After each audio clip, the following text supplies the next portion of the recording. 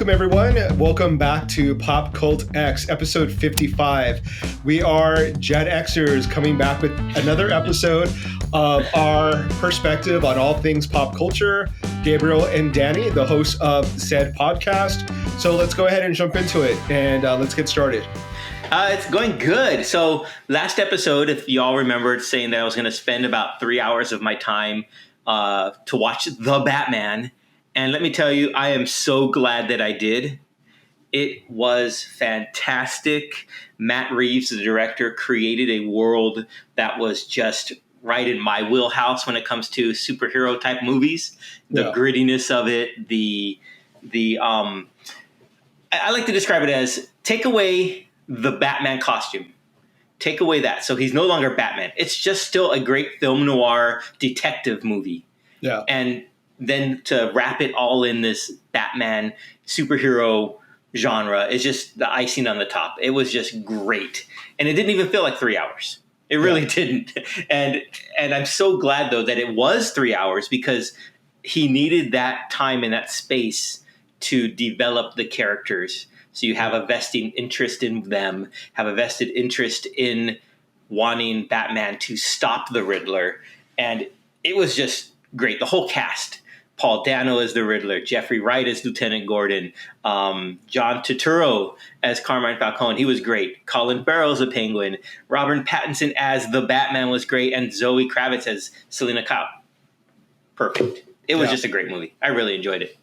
I agree with everything that you said. I think that Batman being a detective is, in my opinion, kind of what makes Batman really cool. He's doesn't have superhuman strength. He's a regular man that has created these like really cool like James Bond type gadgets.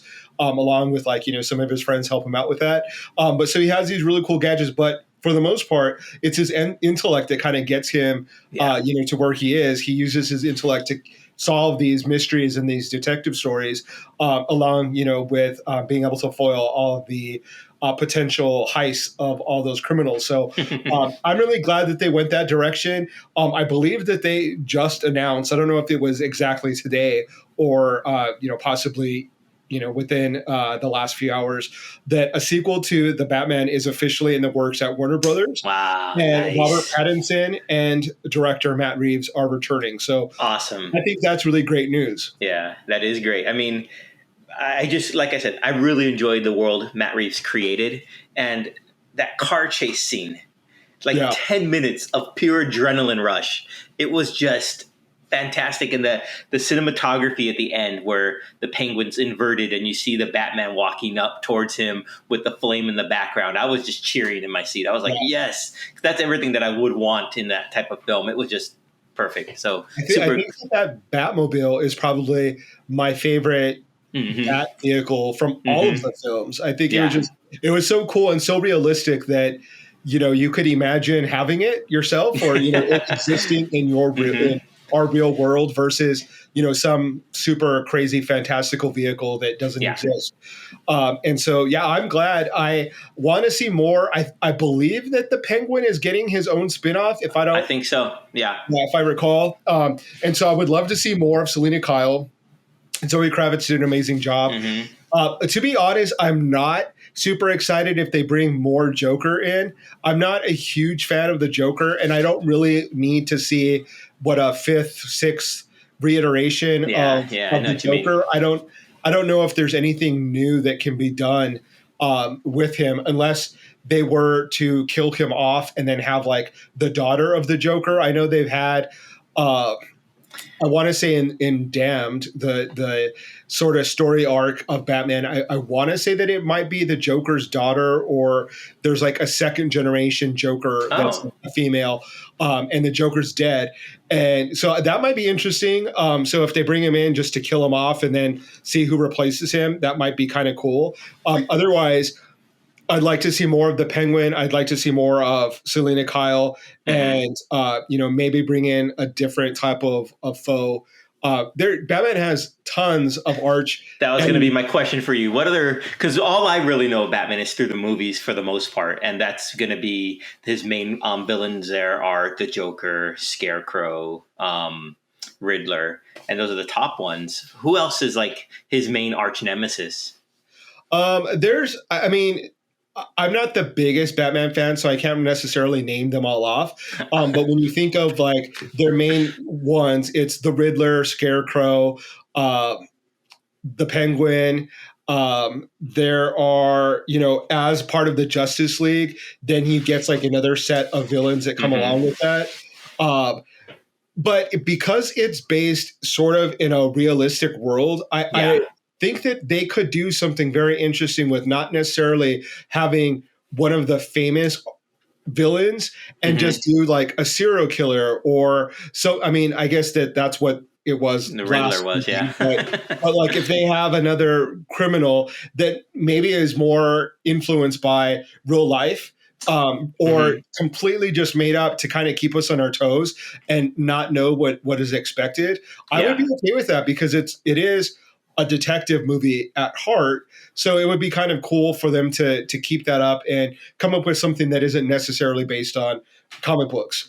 And so I think that might be kind of cool in order to do that.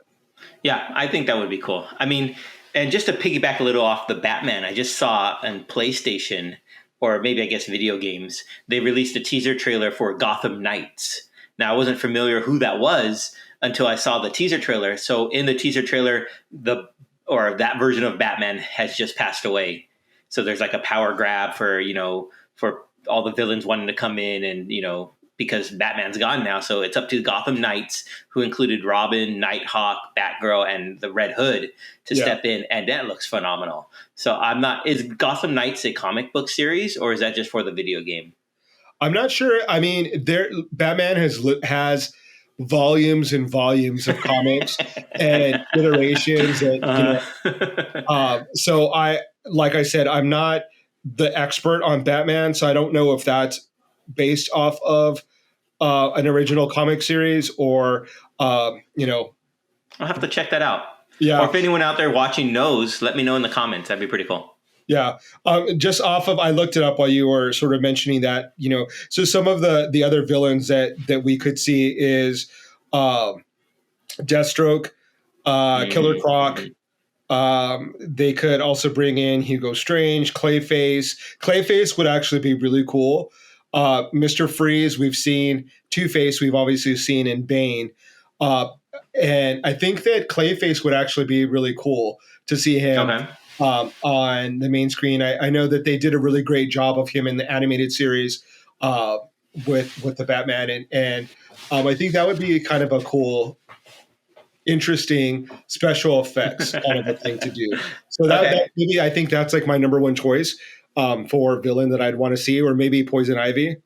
Oh, that would be interesting. Yeah. Yeah. That would be cool. And not necessarily in the sexy, Uma Thurman version that we saw, but like a gritty, reality version that, iteration that we've never seen before. I think they could do something that's really creative. I think so. Yeah. Well, if the first movie's any indication, then I'm sure we're in good hands with Matt Reeves. He did a great job. And so kudos to everyone involved with that. Yep. And in other superhero movie news, Sony just announced that they are bringing in or creating a film from the Spider-Man universe called El Muerto, which is a live action movie that is going to have a Latino lead.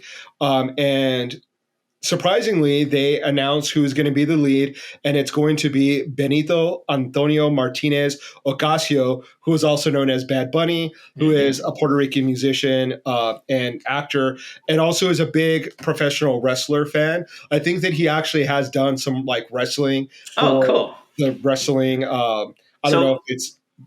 Can you enlighten me? Who is El Muerto?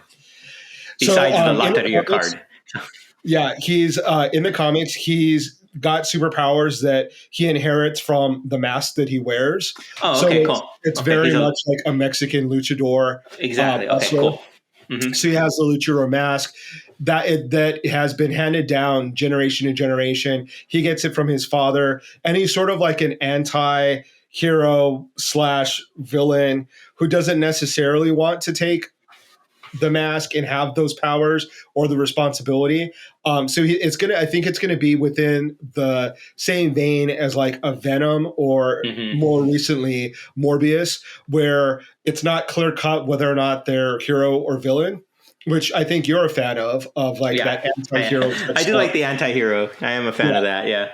So I think I'm excited. Like we haven't really, we were talking about that before we started recording, but we haven't really seen a full-on Latino-led superhero movie. We've had Latinos in movies, Salma Hayek in Eternals, Zoe Saldana in Galaxy of Guardians of the Galaxy, but we haven't really had like the superhero movie yet. So I'm really excited to see what they can come up with.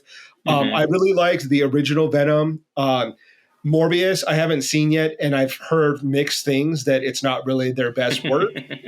So hopefully they can, pick up where they left off with the first Venom and come up with something that's kind of creative. Since that's all they have, Sony, is these sort of spin-off Spider-Man universe characters. Hopefully they do a really good job. They're also doing Madam X, and they're going to be doing Kraven the Hunter. And so they've got a lot on the books that they're making and are going to be coming out. So I really hope that they're putting the time and effort in to make them good. Sounds cool. Yeah.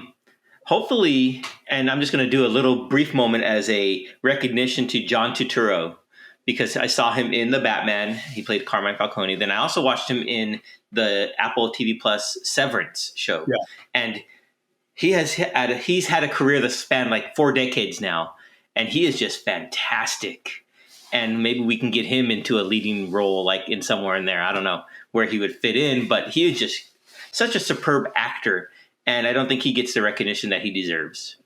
Yeah, he is a great actor. Right now I am, so this is, I don't know how this is going to sound, but right now I really am excited for opening up opportunities for Latino actors within cinema and Hollywood. And so I very much am happy to see that Bad Bunny is going to get a leading role.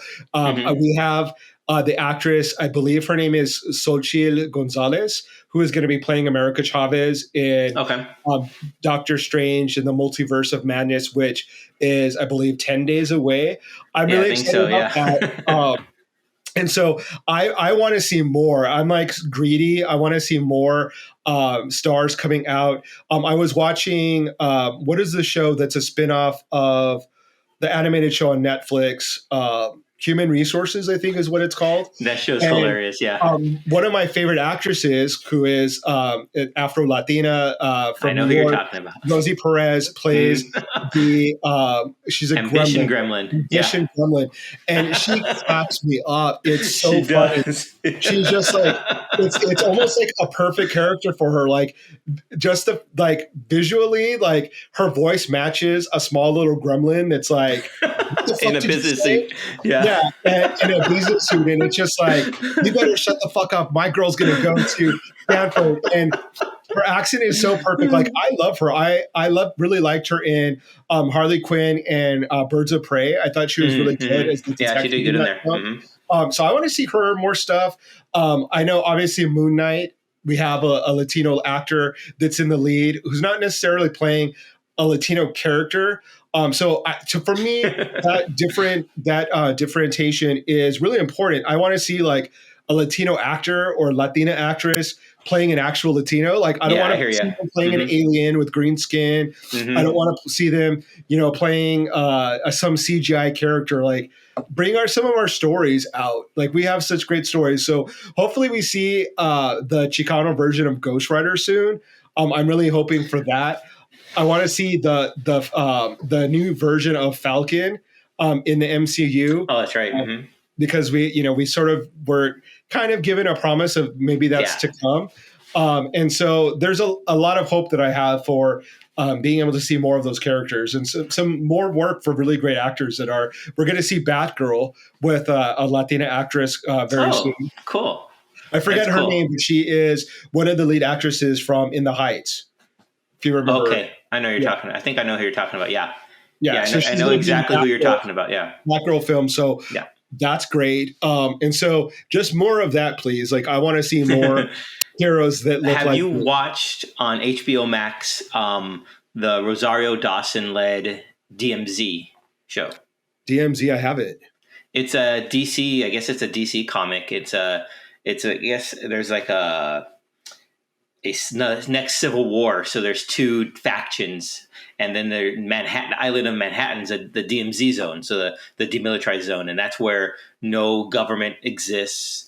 And Rosario Dawson plays a nurse that goes back in there looking for her son, and Benjamin Bratt's in it, and a bunch of other actors. And it's a really interesting show, a really interesting take on what would happen if government abandoned a city and people, and how they always, are going to find their own people and hang out with them and form cliques and, gangs and whatnot based on that. So it's a really cool show.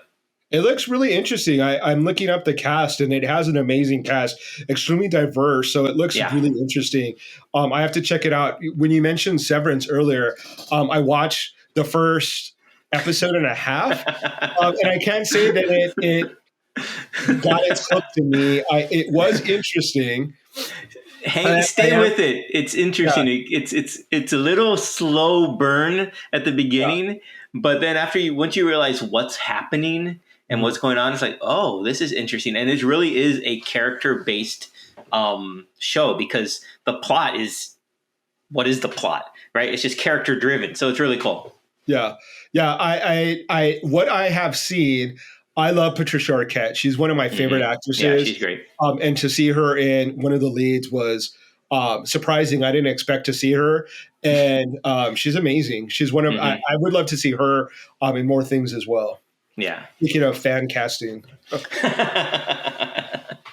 We should just do a whole episode where we just fan cast stuff. And I was doing that online. I was because there are so many roles that have been casted recently that are controversial, particularly like America Chavez.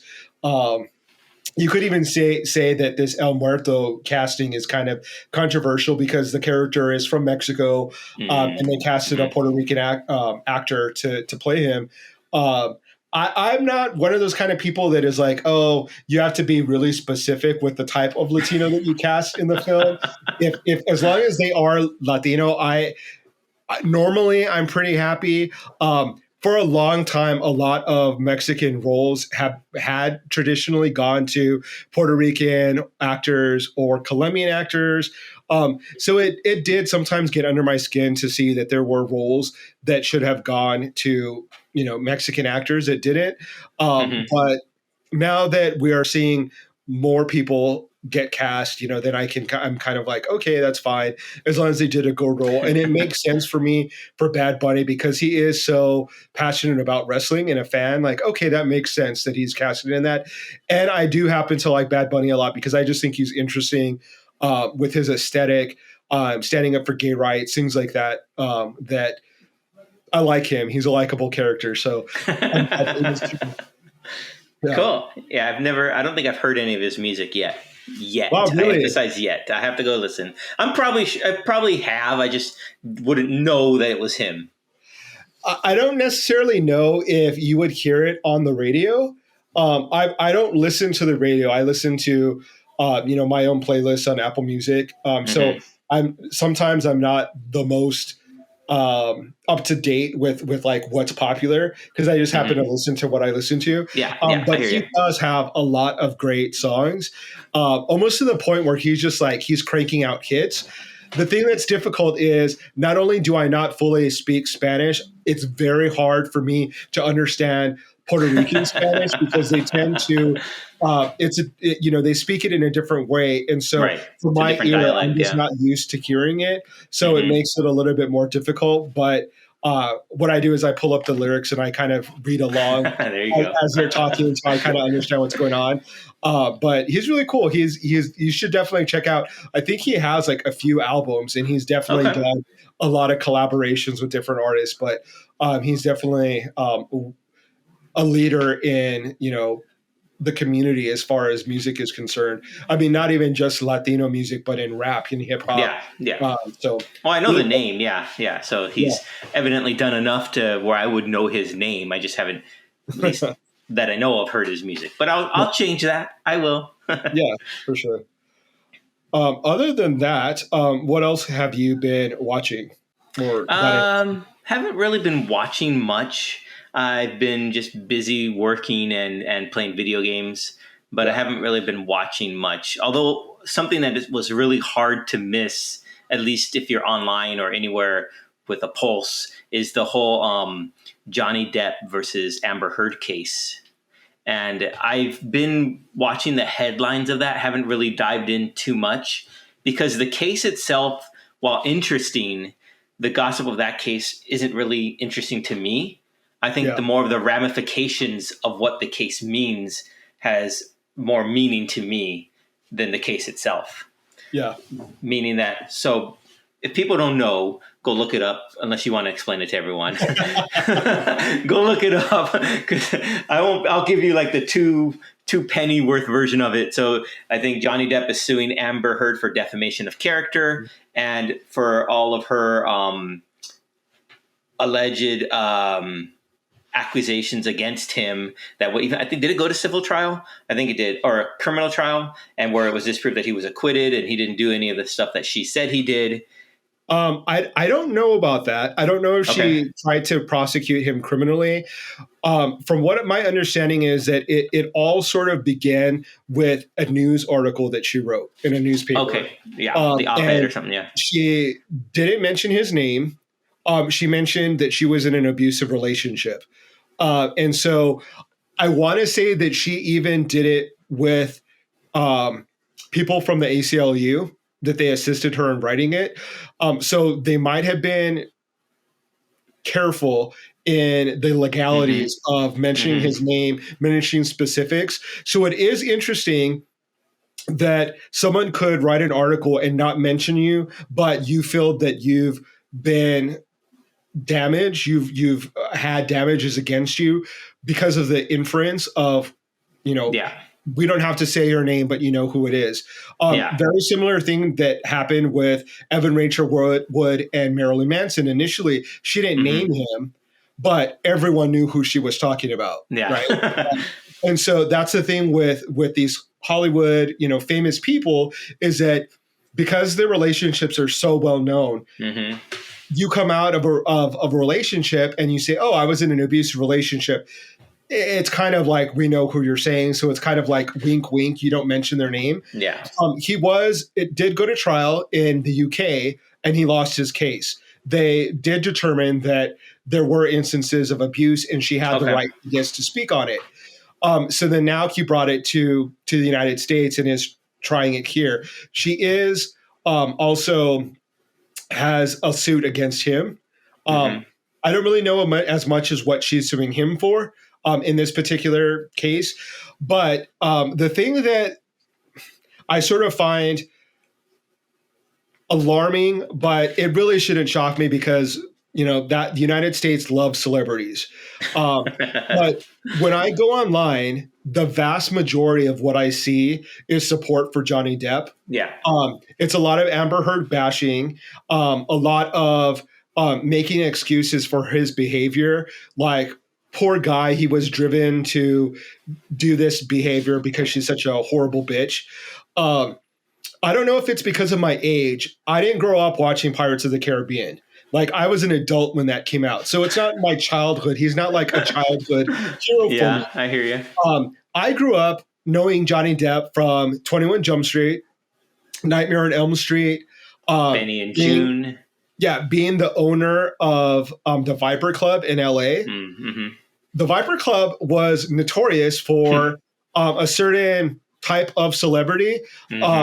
Very much, people who partake or party more so than, let's say, I don't know, who's someone like Tom Hanks or, someone who's wholesome. People who go to the Viper Room weren't necessarily the most wholesome of celebrities. I found them cool because that was like my generation, right? River Phoenix, Joaquin Phoenix, Winona, God, I can't think of her name. Winona Ryder, Johnny Depp. So I know him from that era where, Johnny Depp was, the owner of the Viper Room. People partied there. River Phoenix notoriously overdosed and died on like the front steps. You hear the 911 call of like Joaquin Phoenix trying to save his brother. So I don't really have like a high opinion of him as like a morally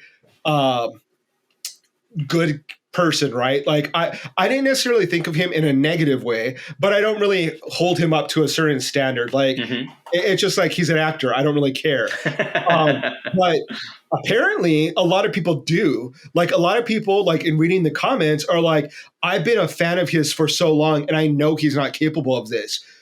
How just because you're a fan, how do you know he's not capable of abuse? I don't know how that's possible. We've had statements, I think, from Winona Ryder and possibly his ex-wife, Vanessa Paradis, and former girlfriend's friend saying, he never abused me.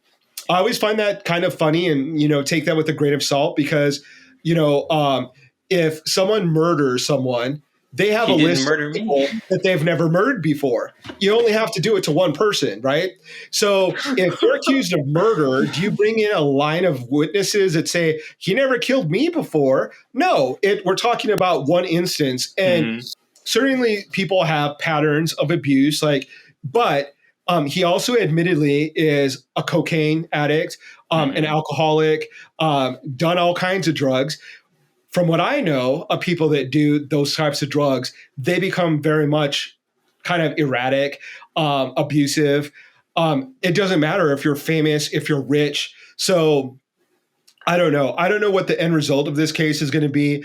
If from my perspective, it kind of seems like it'll follow in the same path of the UK trial where they'll say, yeah, you were, it was a volatile relationship. She had the right to write this article. Yes, it did hurt your career, but, to many people, I think it's going to be like, well, you suffer the consequences of your own actions. Obviously, if you're living that life of someone who's abusing alcohol, cocaine, partying with Marilyn Manson, maybe Disney doesn't want to be affiliated with you. Yeah, that's true. And so do you blame Disney? No.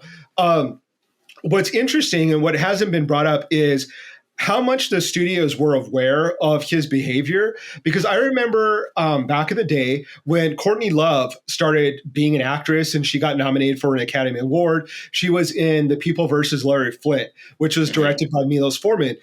Her insurance on the movie was super high. Like they were giving her drug tests like every day. She couldn't, basically they were watching her. I want to say that something very similar happened to, oh my God, Iron Man. What's his name? Robert Downey Jr. Yeah, Robert Downey Jr. Where his reputation sort of preceded him. They're like, okay, you might be clean now, but we've got our eye on you. So Johnny Depp, I think, was kind of like skirted around that. Like he didn't really have that reputation as far as the public eye, but he was kind of living that double life. Like, now that we know that he's kicking it with Marilyn Manson and doing all kinds of drugs, it does kind of paint a different picture from those people that are like, oh, it's Captain Jack Sparrow and that's my childhood and Amber Heard ruined it.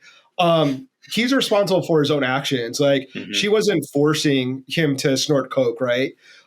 Do I think that she's like 100% innocent? Probably not. Are there instances of like her doing things to him that are not 100% right? Yes, but at the end of the day, did she have the right to write an article saying I was in an abusive relationship, and is it true? I think so. I think that the majority of the evidence is kind of pointing in that direction. One of the big things in the trial that was interesting is that Johnny Depp is claiming that she threw a bottle and it landed on his finger and sliced off the tip of his finger. But he has, not only did he testify in the UK that he did it himself, but we have text messages to his doctor, to the nurse, to his friend saying, I cut off my finger. And so is he lying in those texts? Is he lying now? Right. That's what's hard, what's to believe there. Right. Did he lie in the trial in the UK? At one point, he's perjuring himself, right? So were you lying in the UK? Okay, so let's say you were lying then. So you perjured yourself. So why should we believe you now? Yeah. And so a lot of the times, like some of his answers are like super long winded, and it's like, get to the point, yes or no. And I think that he's doing a performance. I think that when you hear the recordings of his voice, and he sounds different, I think that he's like doing his Johnny Depp persona right now, trying to be funny, trying to be witty and make people laugh. So it's interesting to see how the jury is going to decide. Yeah, that's interesting. And what I said when I first said about ramifications, my whole thought was a lot of times when men are in abusive relationships and the female, quote unquote, is the abuser, not saying that this is 100% the case in this instance, they tend to, keep it to themselves a lot. They don't want to advertise that out because they're seen as maybe kind of a joke or less of a man, so to speak. So for him to come forward and, put that out for the world to say, hey, this happened to me, without, maybe there is a partial performance aspect of it. But I think just to be able to say that out loud for everyone to hear on a global stage, I was abused and I was the victim, even though I know it's hard to say he's the victim, but just to say that, I think is in my eyes, it's kind of, I don't want to say brave, but takes an ego check. So, because you're really just, putting yourself aside and say, this happened to me. Yeah. Because I'm sure this happens to people all the time. And those guys are like, I can't say anything. Who's going to believe me? Yeah.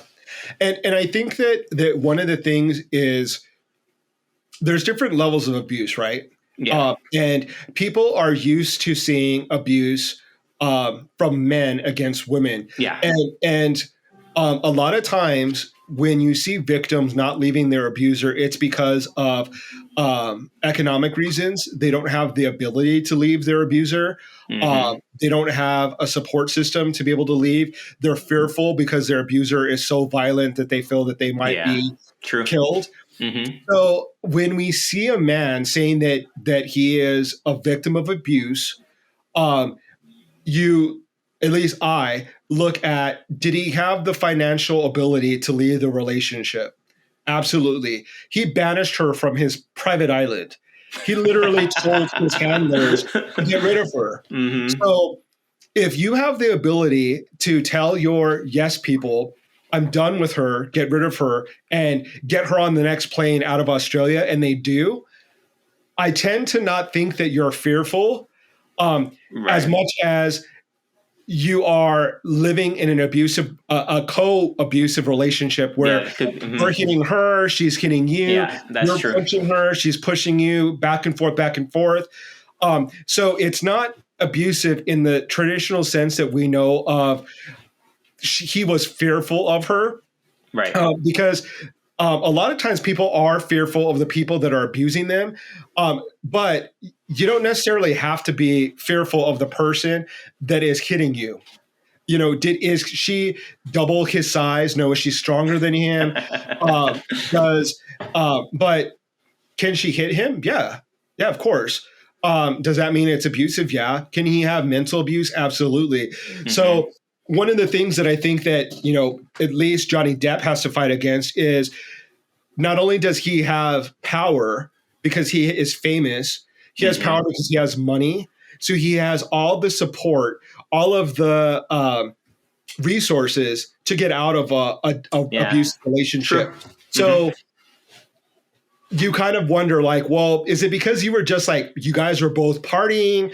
I kind of think of like a Sid and Nancy type relationship of the Sex Pistols, where they're like both heroin addicts. They're both hitting each other. It's like, who's the worst of the abuser, right? Like, it's sort of just like a toxic relationship. It very much is, very much. And so, but it's important, I think, to still remember that most victims of our abuse are women. And very true. There is an unfair balance because typically, you see a lot of economic leverage that the man has, social status that the woman may not have, a lack of support, a lack of support system. And also, we still live in a society where even when women come forward, we still doubt them. And this is actually a case of that, because Amber Heard came out saying she was in an abusive relationship and people doubted her because her ex is a famous person. And so, and that's their fans. So, I could be wrong. She could be the worst person in the world, and he could be the most innocent victim. Yeah.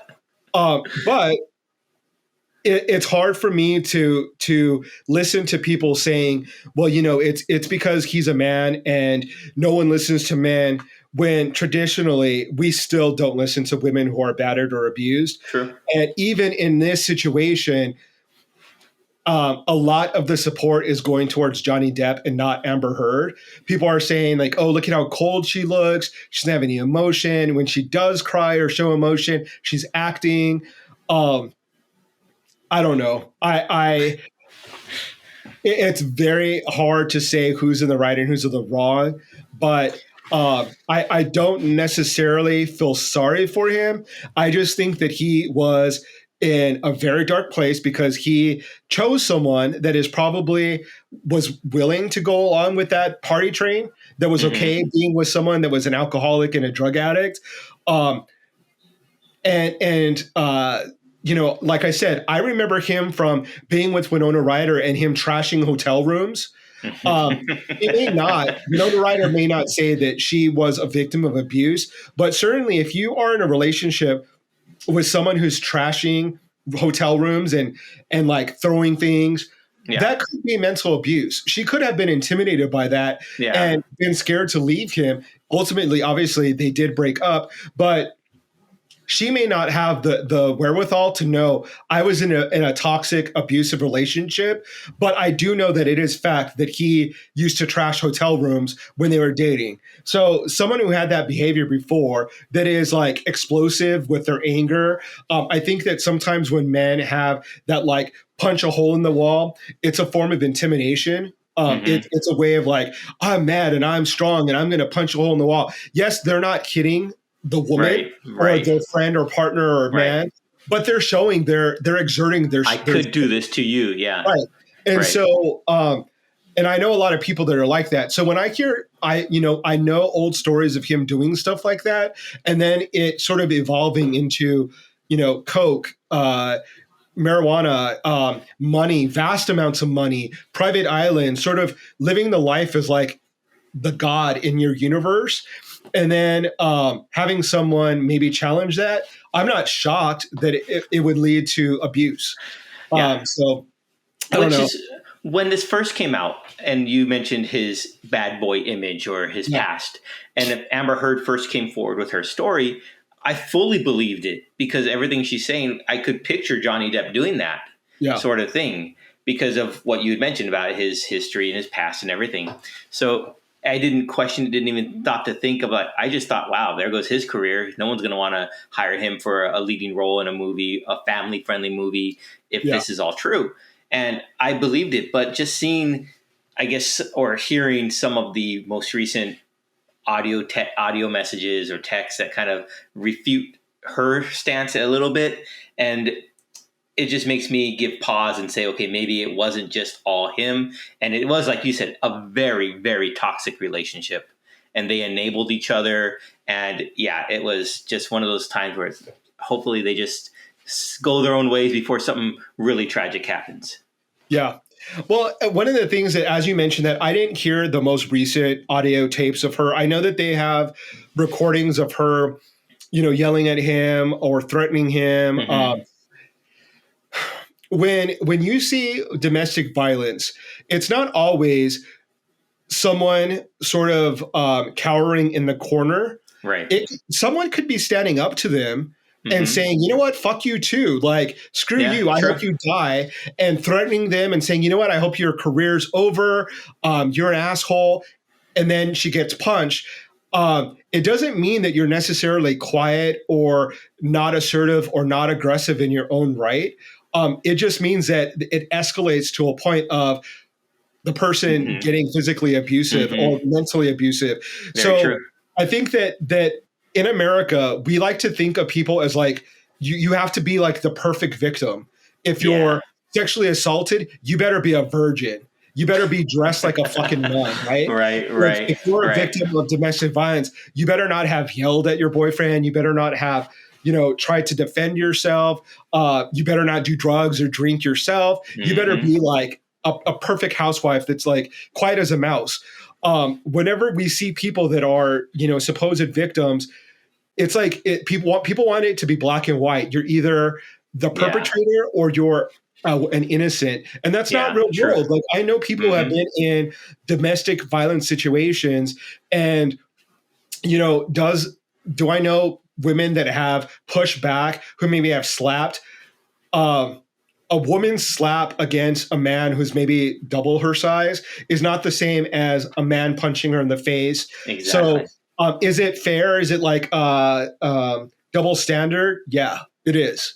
But as men, I think we can speak honestly and say, have we felt threatened by women who maybe, I mean, I've never been slapped by a woman, but if a woman were to slap me, I don't think it's the same repercussions or the same fear that a woman Hmm. would feel if I punched her. Oh, definitely, Like definitely. it's just, or even if I slapped her, it's just not the same.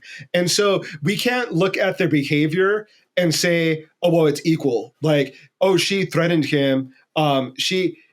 One person clearly has a power in that relationship dynamic. I don't think she had the power to like snap her fingers and say, put him on a plane and get him the fuck out of Australia. He did. Right. He owns a freaking island. Like he has all his people working for him. When he was tired of it, he got rid of her. Like it was done, right? Hmm. And so I don't know. We could kind of talk about this all night. I'm not sure where her career is going to go. I know that there's a lot of backlash. Um, I don't know if she'll ever be able to be A-list again Right. or what.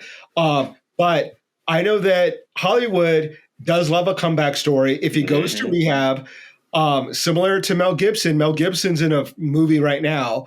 Of all things, a religious movie about morality, which I find really funny. Um, so if he can go to rehab and work it out, I'm sure. I'm fairly confident that Johnny Depp, not only does he not ever have to be in another movie ever He doesn't again, have to be. Yeah. if he goes to rehab and has his like mea culpa moment, he'll get hired Yeah. and he'll have a career again. He's young, he's attractive, he's witty, he's funny. He'll get roles. If it's a sort of like an auteur like Quentin Tarantino that takes a chance on him, they'll do it. Yeah. And is it really taking a chance because he's never had the reputation of being bad on set, has he? Well, Of that's what not I'm showing really up? curious of. Is that did his behavior? I know that someone did testify that he has an audio device in his ear telling him his lines. Oh, okay. To me, that's kind of I wouldn't want to hire an actor that is reiterating the lines that are being spoken to him in an earpiece. Well, I Don't mean, get me wrong. I think he's a brilliant actor. yeah. He's really good. Did I start disliking some of the roles once he got sort of in that Disney, like Alice in Wonderland? I didn't really appreciate him in. I'm not a big fan of Pirates of the Caribbean, nor his role in that.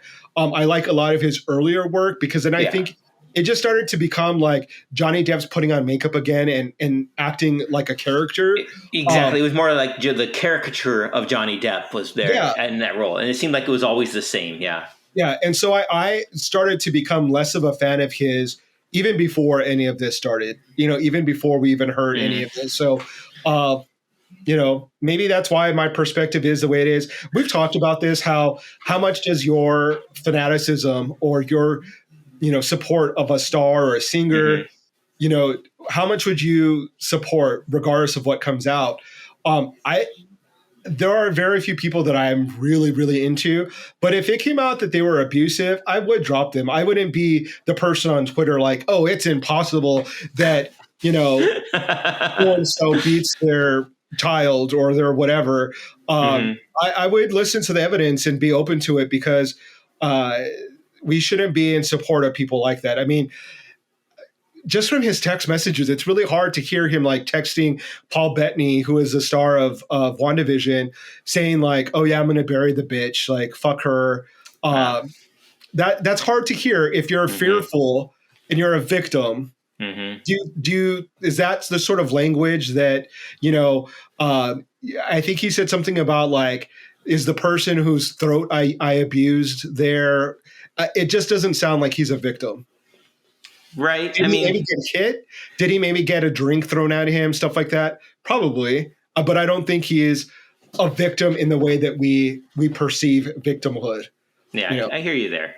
And I was just thinking more about him, I guess, projecting to the world or stepping out saying, this happened to me. Because a lot of times guys don't want to say that at all because it breaks down their manhood or their manliness. So, that never happened. I'm a man. That could never happen to me. No woman's going to do that to me. So for him to just say this happened, that's what I'm seeing more as maybe this will open the door for other people who are in the similar ilk will feel who had felt less inclined to mention anything to say, this happened. I don't know. Yeah, I mean, anytime someone that is a victim of anything, whether it be sexual assault, abuse, whatever, come forward. I just, a lot of right now, there's a lot of support for him saying that just because he's a man, we don't believe him. I think it's few and far between the victims of violence being men from women. Yeah. We see man on man violence, obviously crime, gangs, robbery, things like that. But as far as looking in, traditional relationships, so the majority is so often the woman or children in that family unit that it's kind of, I don't know, it's interesting to like play a violin for the men that are victimized, like when the vast majority are women and children. Right. Like, no, I agree with you completely there. And I don't want to sell short the men who are victimized, because there are men that are good people that don't want to raise their hand when they're being abused by women or pushed or, and they still want to honor that notion of like never lifting a hand against a woman. I know people like that. But it's we still live in reality, and the reality is that by far women and children are going to be the victims of abuse and violence in the United States. And so, so it's like, it's sort of like when, I mean, and this is a total tangent, but it's sort of like when a white person says like, oh, like I've been a victim of racism.